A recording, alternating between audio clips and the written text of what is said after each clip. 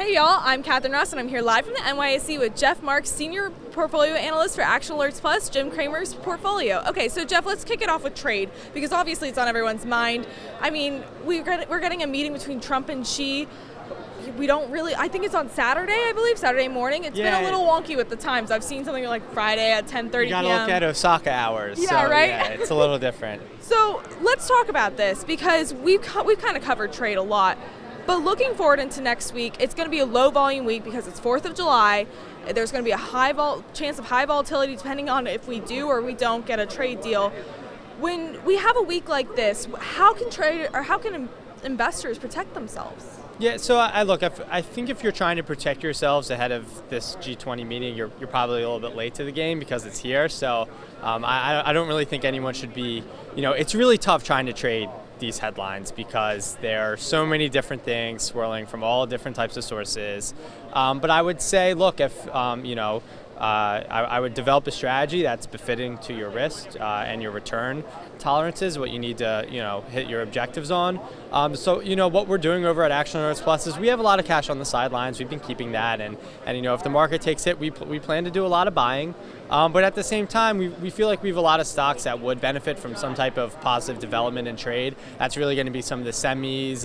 We have a couple industrials that we're eyeing. So I think, look, cash is always your friend, kind of in these volatile scenarios. But as long if you're trying to protect yourself, just make sure that that you're investing and trading through your own risk tolerance.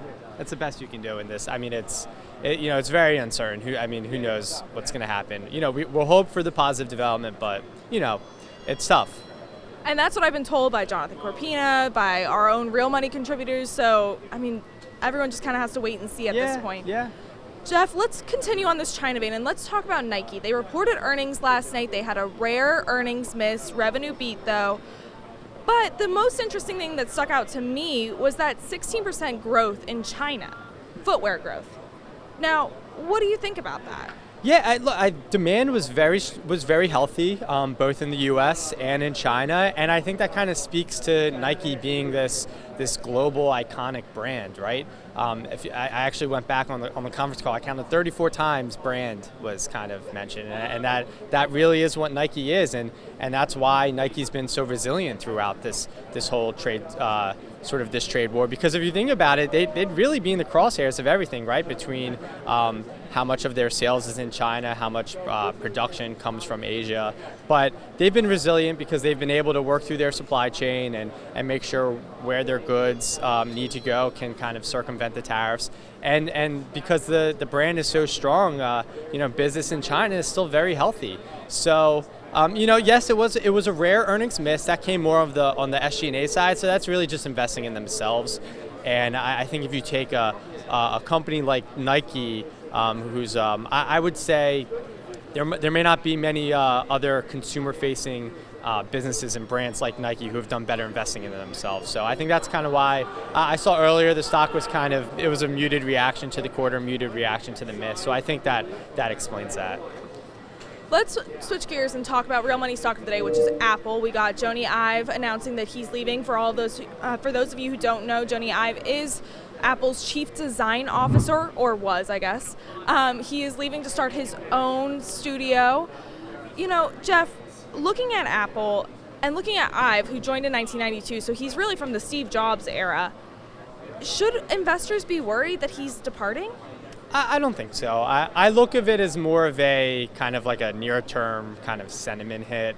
At the end of the day, yes, he is doing his own thing, but he's still really going to be heavily involved with Apple. He said that, and I'm sure he's attached to Apple. He's attached to the brand, and so I kind of view this just kind of as a normalized transition of someone who is a very important role at the company in shaping the Apple brand as we know it today. But might be just looking to do other things and is still looking to keep Apple as a client. At the same time, as a major client. Yeah, exactly. And at the same time, if we look kind of where Apple has been shifting, their new hardware products, their new lineups, they're really not kind of they're really just more kind of building upon it with like new features, and it's less kind of these like revolutionary like new hardware, because the business model is really shifting more into services and software. which really doesn't require too much intensity. I think maybe on Sir Johnny Ive's end. So I just view it as a transition, and it's something that I don't think it takes away from the current Apple story. And Apple is Real Money stock of the day, which means that you can head over to realmoney.com where you can find wall-to-wall coverage. I know that Stephen, aka Sarge Guilfoyle, who appears on the street quite often, has already written about it. All right, let's talk about the bank stress tests. You know, we got the results, all 18 passed. That's not really a surprise there. Yeah, well, I think it was the first year that all the banks passed since I think like last year was almost like a gap year. But I thought it was really good for the group, and I think the group needed it. You know, these stocks are all up decently year to date, but I think they needed it more from a perception level because it's a very cheap group. And now all these banks now just gave you some really big dividend boosts, some really big buyback boosts. I mean, look at Goldman Sachs, for example, right? They raised their quarterly dividend payment by 40%. Their yield is a lot more, their new forward yield will be a lot more competitive now with some of the other banks, and looks pretty good relative to what the 10-year Treasury is at. So we hold Goldman Sachs for Action Alerts Plus, and we thought the results were great for them. They're buying back, in addition to the dividend boost, they're buying back, I think it's nearly 10% of the market cap, this new buyback. And that's over the next 4 quarters. So this isn't kind of one of these buybacks where a company announced and it's like, yeah, it's over like a 3-year time period. This is over the next 12 months. So I thought it was good. Now the question is, will this be the event that helps these banks that are struggling to get a premium above their tangible book value? Will this be the event? I'm not sure if it can get that big of a premium. They're still being disrupted by the PayPals of the world, so we're the easy money transferring of like PayPal, Venmo, things like that. But I mean, if you're looking for a group that offers an all-in cash yield of double digits, which is a rarity in this market, I mean, those are the banks. But taking a step back, if I'm an investor looking at the financial sector and I'm looking at these banks that just passed, when should I get into the banking sector? Should I wait or should I get in now? That's a good question. I would say, look, a lot of these yields are very good, so are much more better now. So if you're sort of that income value oriented investor, this is right up your alley. But at the same time, I think a consistent trade that what we've been doing over at Action Alerts Plus is we've been picking up these names anytime they fall below tangible book value because, we believe in their tangible book values. We think they're confirmed by these stress tests. And over time, as long as you buy below that tangible book value, you'll end up okay. Now, that being said, that not all of them trade below that, like JP Morgan and Bank of America, for example. So, those might have some different scenarios where you want to do some buying. But if you're looking to get in today, I mean, the yields are good, the buybacks are good. They're up big, so I never want to kind of chase anything on a one-day move. But I like some specific stories in the group, more specifically Goldman Sachs, as I talked about before. And we'll be talking more specifically about the bank stocks over on our Action Alerts Plus Daily Rundown video, which we will film right after this. Okay, Jeff, before we go, today is the final day of Q2. Yeah. So I got to ask you, looking forward to Q3, what are your thoughts? Yeah, I mean, it was a good Q2, a nice bounce back from the May month into June. How I'd kind of approach into like Q3, I would say approach it like you approach into Q2, approach it like what you were thinking into Q1, tackle Monday like you did the Monday before that, and the Monday before that, right? You really want to just understand your investing goals. You want to understand your risk, what type of return you're looking to achieve and how to best balance that. So, I mean, yes, the quarter changes, the months change, the day changes, but I don't really buy too much into what changes on a day-to-day basis. There's still some storylines out there that we need to be paying attention to, and I think it's kind of,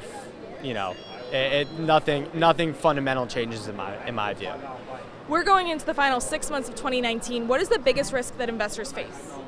So I think the biggest risk right now is obviously how will trade impact the economy, and then how does the Fed respond? So for today, this morning we got a contractionary number in Chicago PMI, and that's really just kind of the localized region, but it kind of follows a string of some weaker PMI numbers that we're seeing. So now the Fed, it has to balance, okay, what do we do in light of these weaker PMI numbers? Now the instinct would be perhaps to cut rates. Well, at the same time, what if we get some type of positive development on trade? Now, and that will raise expectations for global economic activity. So there's a lot of just moving parts right now that I think that it's going to create just a very choppy second half of the year until things kind of, if they do, smooth over, because there's going to be traders kind of leaning on one side, positioning on one side. Will we get a cut in July? Will we not?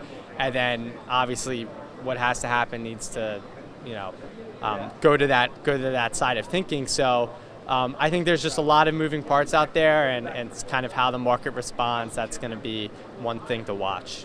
All right, Jeff, thank you for joining Thank us. All right, guys, that's all the time that we have for today. For those of you watching on TheStreet.com or on Facebook, we are now switching over to our Action Alerts Plus daily rundown over on ActionAlertsPlus.com. Thanks for watching. I'm Catherine Ross, and we'll see you on Monday.